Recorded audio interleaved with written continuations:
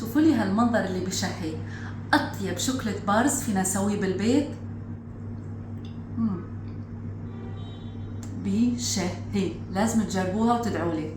اول خطوه رح نحمص الشوفان شوي وياخذ لون حلو ونكهه حلوه. كمان رح احط اللوز خليه يتحمص مع بعضه.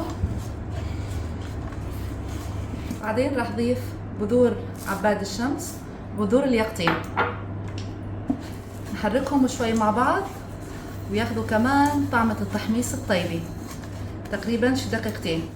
هلا بعد 5 دقائق ما تحمصوا رح احطهم بهاي الوعاء. بنفس المقلاة رح ذوب زبدة الفول السوداني مع الميبل سيروب او العسل حسب ما بدكم، مع رشة قرفة تعطي طعم طيب، كمان رشة هيل، ملعقة كبيرة من زيت الزيتون. نخلط المكونات حتى يمتزجوا مع بعض ونشوف النتيجة.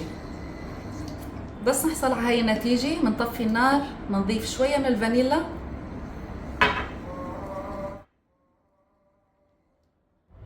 رح نصب الزبدة على المكونات الجافة، رشة ملح،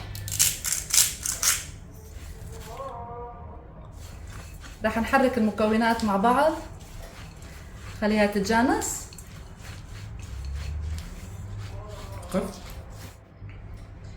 رح نصب الخليط بقالب مبطن بورق الزبدة.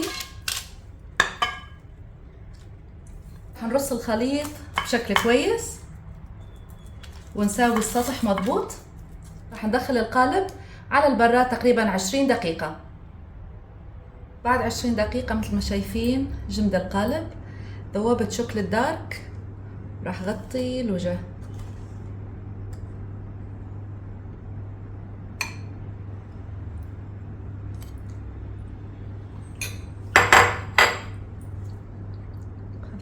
على الوجه اختياري رح رش رشة من السمسم، شوي من الملح الصخري. رح نرجعها على البراد كمان 20 دقيقة تجمد.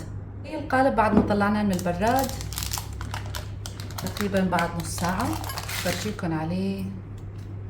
يا سلام،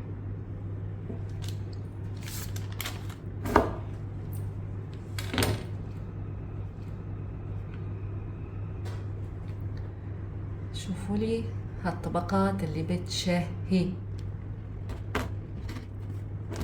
أطيب شوكولاتة بارز بالعالم.